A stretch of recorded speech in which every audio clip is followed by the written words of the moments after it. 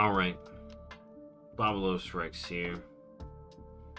And y'all already know my 11.2 theories, right? I've already got all my 11.2 theories. I got the one that's kind of a combination, and I got my latest one, which I'm like almost 100% certain is the case. But y'all know my 11.2 theories, and it looks like this coming week, after this lore rant, we should be hearing about 11.2. But we got some stuff this week that I wanted to talk about.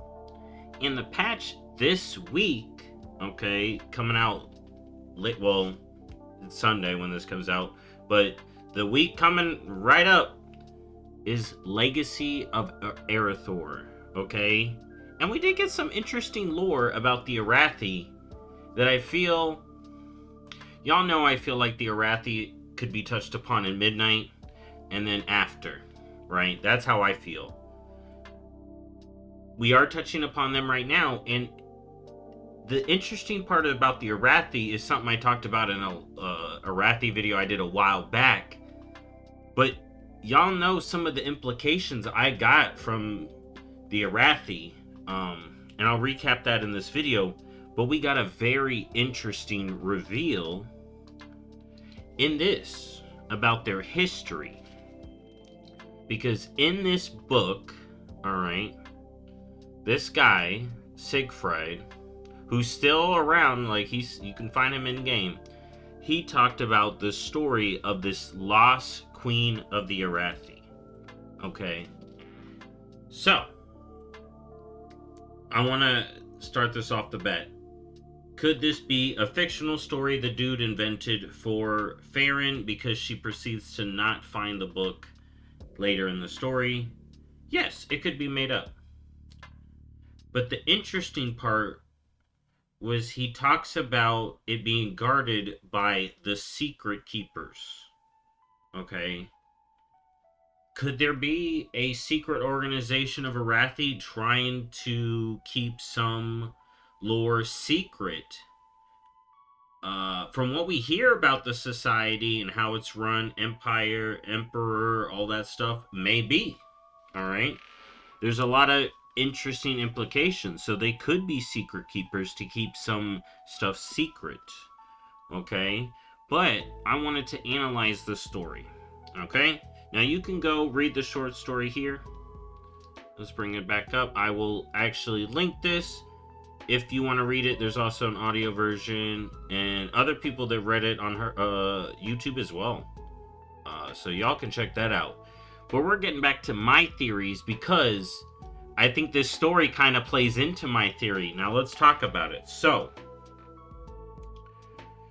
Krayshay, I think that's how you say the name.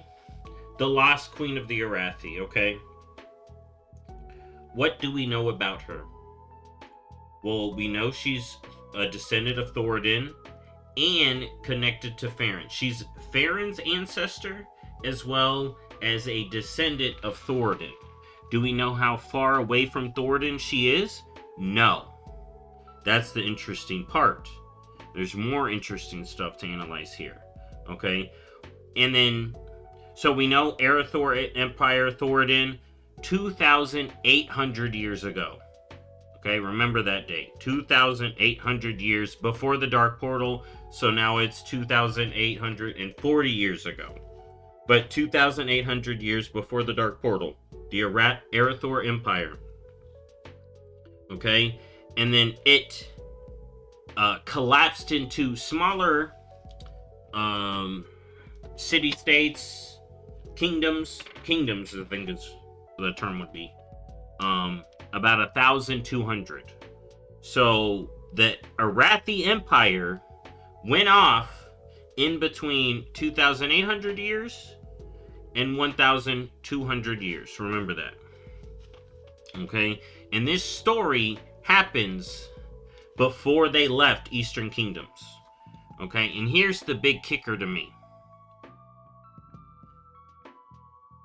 Krayshay was a half-elf. Okay? All of the Arathi Empire people we see here, okay, seem to be half-elves. Okay, remember that. Remember, I talked about that. To me, that's a big deal, in my opinion, to be noted. Okay. Oh, dang it, it's so hard to see. But that I'm pretty sure that's the case. I mean, you know what? I may be incorrect.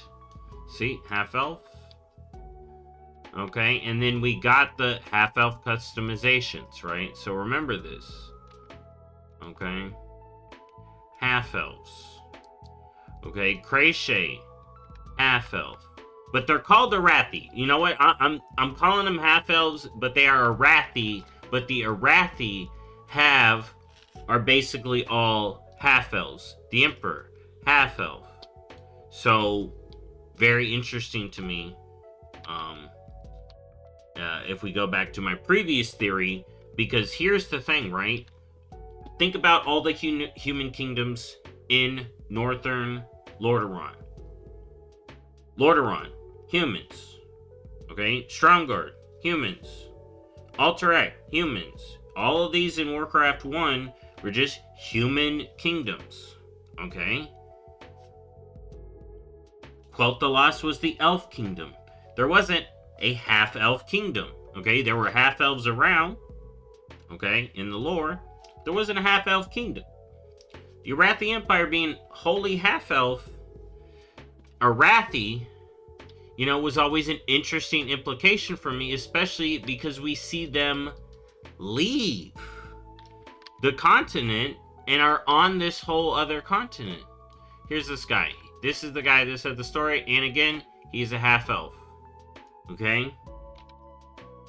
Eliza, half-elf. Okay? Just remember that. Because, like I said, when we get into the story, it gets interesting. So, Crochet, her father was the Stromit king. The line directly through Thordan, that was her father. Okay? Crochet's father. In the story, they say her mother was a noble woman of Quel'Thalas.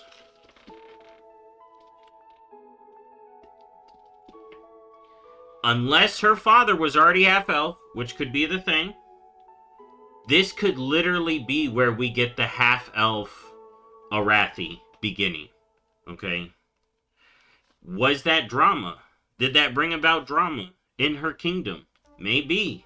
Let's continue with the story. So, we go through the story. He's telling the story, right?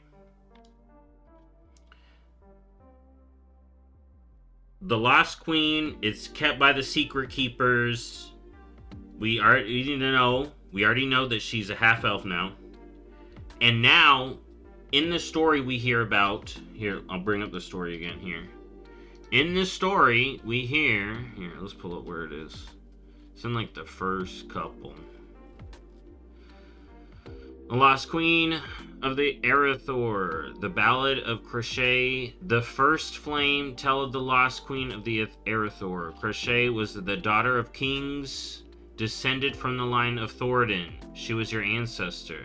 I've never heard of her, few have. Crochet was a rambunctious child, full of fire and spirit. She was bright and intelligent, but often neglected her stories. I'm not going to read the whole story. Okay? Oldest of her father's children, so she is the line of succession. Alright, because we're not doing the male heir thing. So she is the first line. Born to a noble woman from Quel'Thalas. She adored nature. Spent much of her time coming to know the forests and rivers that mark the land, making friends with creatures and all manner of folk. Maybe she knew some trolls. That would be some interesting implication. Okay? But we don't know. We don't know what that means. But here's the next interesting part. So she came of age, a terrible curse struck the land. Instantly, we're thinking curses in northern, eastern kingdoms. What's new, right? You got Worgen curse. At some point, you got the curse of the undead. What kind of curse are we working with? We don't know. And guess what it tells us? Mutating them into vicious beasts. Were they hairy? Were they tentacly? He's not really giving us a lot to work with. Ferocious beasts. Do they howl at the moon? People turned on their loved ones, ripping their homes and villages apart. The kingdom was besieged both from without and within. Okay, so what could this be? Okay. So a couple things came to mind. Like I said, you think Worgen? Could it be Worgen? Proto-Worgen curse. But it did seem Arugal was like the first to bring it, but it could have been Worgen. Which would be interesting. But there's going to be an interesting thing coming back up, so hold up. Could it be... Because I was thinking, we see like the Cult of Shadow people... I can't remember the name. The Order of Dusk, whatever it is. Maybe it was them. So we could be thinking... tentacle creatures, void beasts. I was thinking like the Kithir we saw in VFA. Or something we don't know. We don't really know. Okay? But here's the interesting part. Thoradin's Wall is mentioned. So this, to me, sets up... Okay, we know this is happening in the old world. We getting this in a patch. When you finish the quest line, okay, you're going to be looking at this wall and Farron's like, dang, what a wall. It's this wall. The wall referenced in the story is this wall. It wouldn't be a Thoradin's Wall off somewhere else. We're talking about, this is the Arathi, an Arathi empire, or queen. It's not an empire yet. It still would be the kingdom of Arathor. But part of the history of these people, where she would go off, okay, and we're going to continue talking about the story, but yes, we're talking about this Thoradin wall, okay, these creatures breached the wall, and then she pledged her skill and prowess to protect the kingdom. So for months she fought, didn't really get anywhere. And in one battle, she was surrounded, and she unleashed a torrent of flame and light the which had never been seen. And she was now wielding fire as her sword and shield. So this is pre-Paladins. And here's the thing. They're saying she's wielding the sun itself. So this is like fire and light. Let's remember, what is she? She is a descendant of Thoradin and part Blood Elf. Alright? Blood Elf nobles have wielded swords of fire and flame. So, she wielding the power of the sun. She wielding the power of the light. She like a proto-paladin. Okay? Proto-sunwalker almost. Okay? So, this is cool. Alright? Farron likes that. That's sweet. The princess emerged triumphant, and time remained against her. The curse spread. The war took a terrible turn. Some unseen forces strengthen the dreadful enchantment, hastening its spread. So the powers of whatever these are, they really don't want to be specific. Like, was it purpley? Was it green? Was it undead? But here's where the interesting part comes into play. She has a vision. We already know her ancestors through Mereldar, could be having some vision. So she has a vision, an entity of light. Okay? And the entity of light spoke about a temple where the heart of the world and the eyes of heaven meet. Okay, so this is kind of crazy to me because this almost references where we're at, but it can't be Khazalgar for reasons we're going to get onto. But a temple where the heart of the world and the eyes of heaven meet, right? In Khazalgar, we have the heart of the world. Okay? The Coreway is literally like a telescope, a microscope into the world, and it was built by the Titans, the eyes of heaven, into the heart of world. which is very interesting. But I really don't think this could be Kaz-Ogar. And she was strong enough to find it, possessing a true strength enough to wield its power. So Crashay set off on her own and combed the continent, facing foe and fiend alike, all while praying her people would survive another day. When she eventually found the hidden temple, she climbed the stairs while battered and exhausted, prepared to fight whatever guardian stood in her way. Inside, in the central chamber, she discovered a being of light from her dream. So it's like, okay, is this like a Naru? What is this? But they see a woman. She sees a woman dressed in stardust robes, standing vigil over a pool of swirling light and fire. The woman looked up, and her face changed from elf to human to troll to back again. Every time she moved, her appearance shifted. And then she called her the Scion. She called herself the Scion. Okay, she asked Crashley a question. She kind of answers it wrong, but then she answers it right.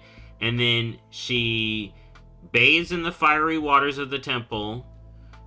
And her old life and essence were burned away and made anew. Her eyes blazing and hair aflame, a princess emerged, wielding an ember that could never go out, the first flame. Okay, what the heck is this temple, right? There's a whole rest of the short story you can read, but this is what was like, oh my goodness, what are we doing here? This is big, okay? This story is freaking huge, okay? And that's why I needed to talk about it. Alright, so let's sit down here and talk more about it. So, whatever this incident is, it happened between 2,800 years ago and 1,200, and before the Arathi left Eastern Kingdoms. Okay, so let's pull up where we're talking about. Wrong button. Okay, we're talking Eastern Kingdoms, right?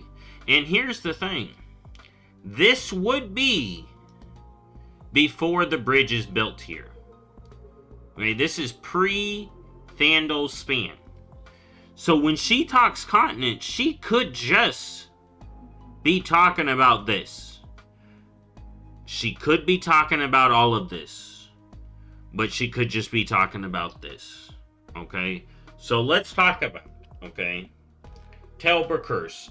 Ferocious beast. Thanks for the lack of info. Of course they want to be vague. My number one theory is void.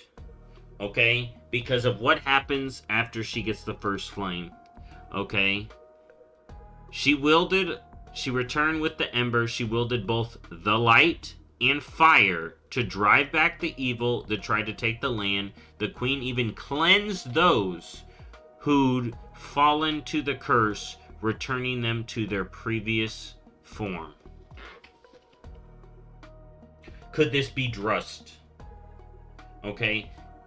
In BFA, we see two forces where people corrupted with the right power, uncorrupted. Okay? With the Kithir and some of the Drust. Okay? We do recover some of those people. Okay?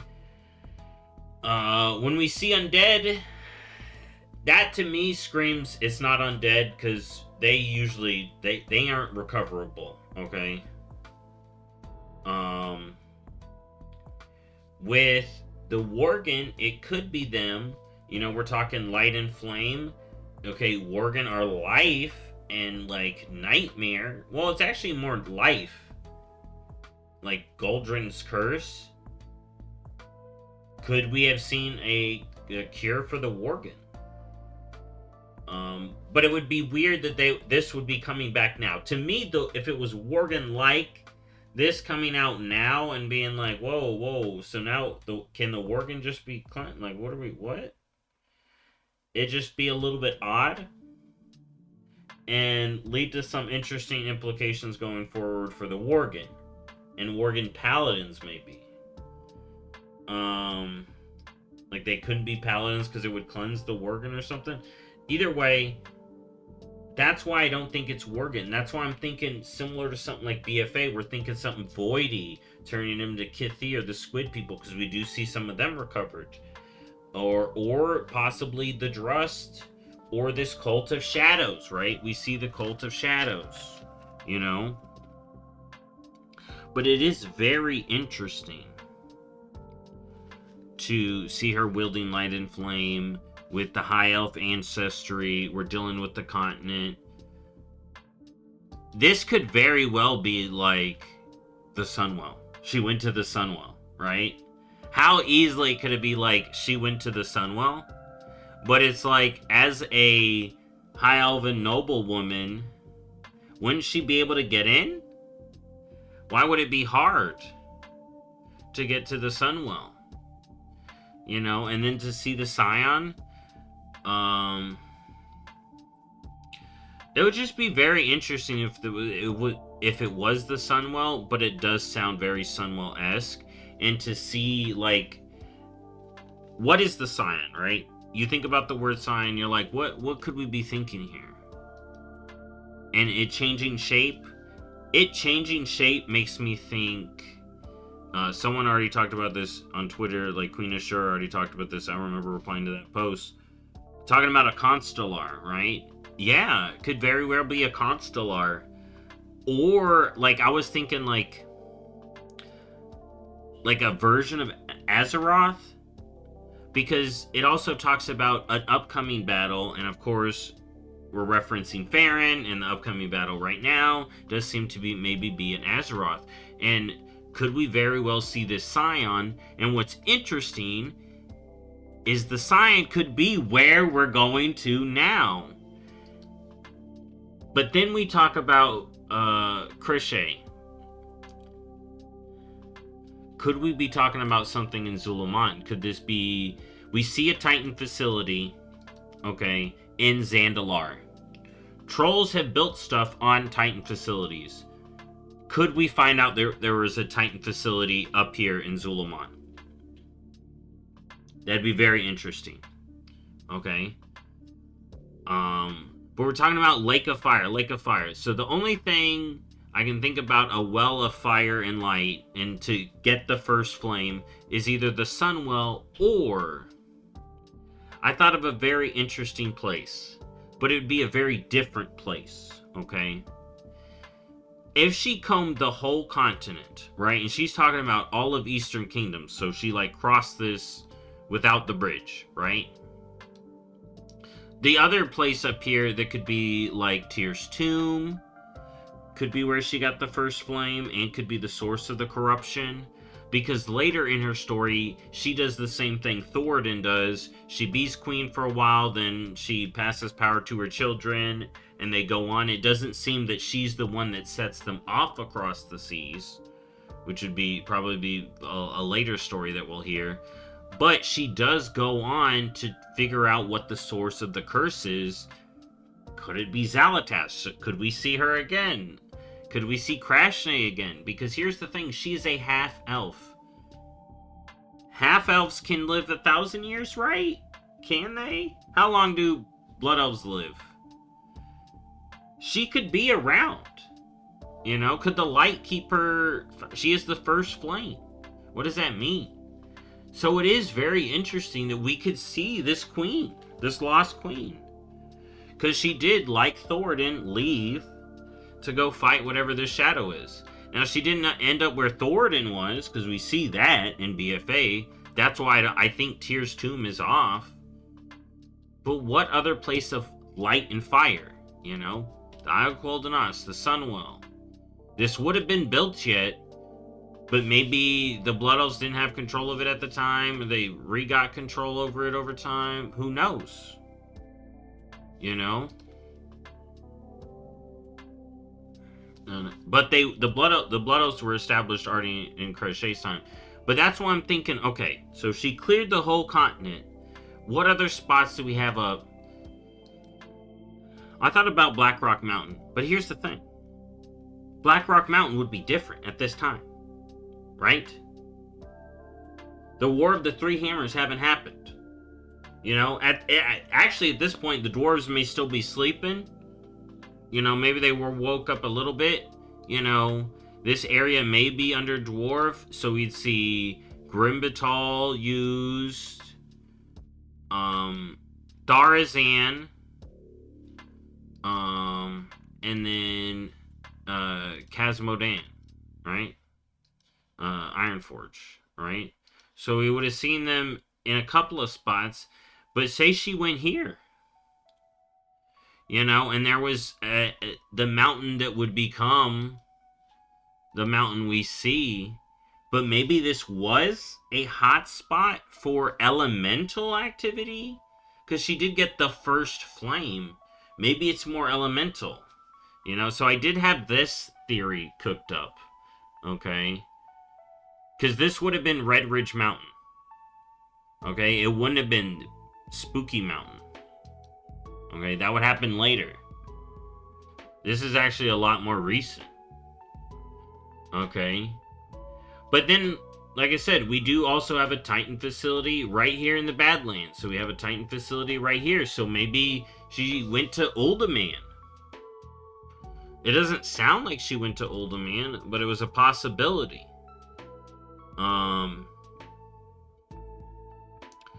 But yeah, other than that, those are my really only theories, because I think about this whole continent, I'm like, first flame, where would the first flame be? Where is a temple where the heart of the world and the eye of heaven meet? Which, maybe she did clear the continent, couldn't find it, and had to go across the sea. But, if we pull up the story, it does look... Alright, she won meta... Hold up.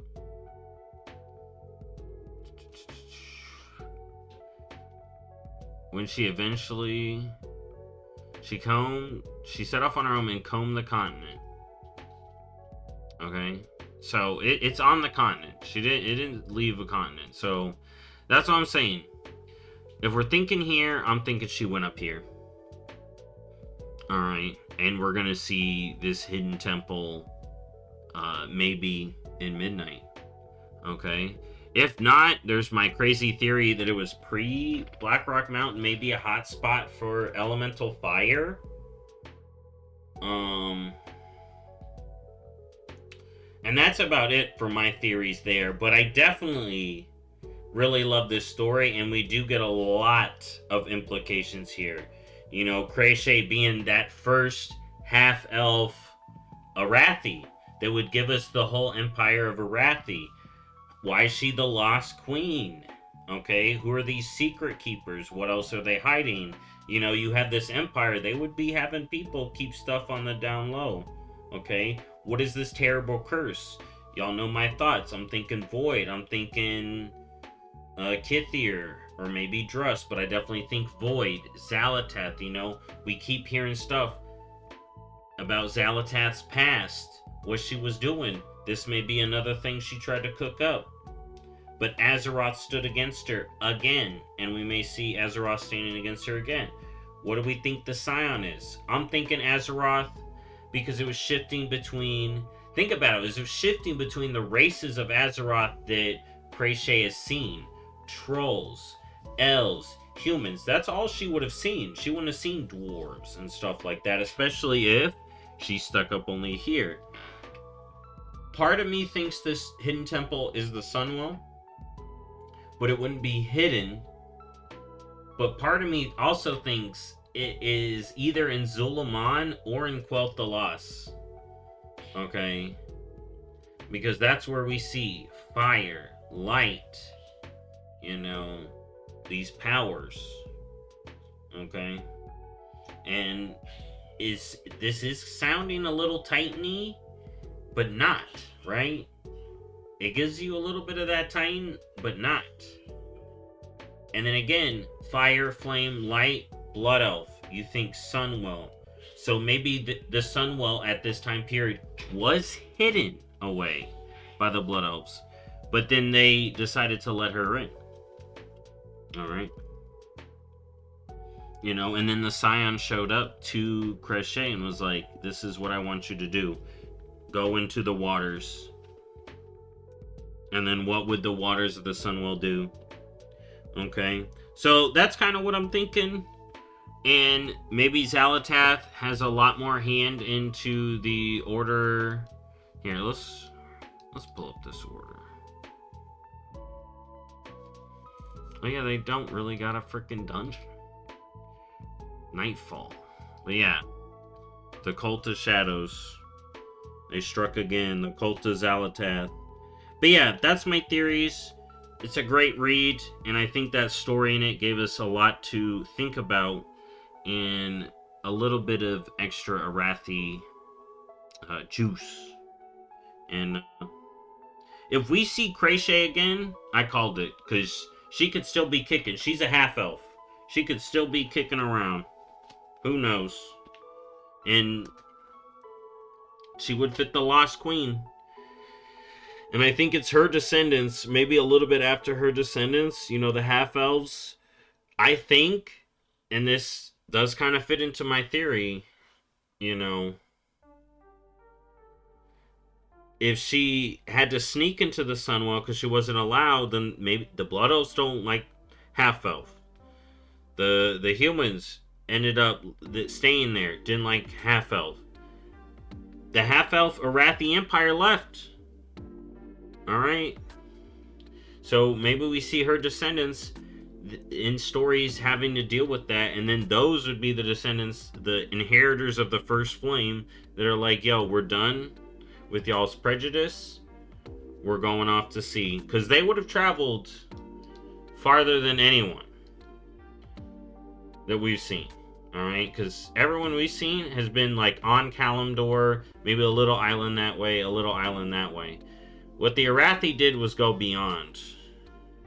Alright? Now, what drove them out there? We may see. We may find out someday. But, anyways, thank y'all for listening to me rant. As always, I'll see you next time. Bye-bye.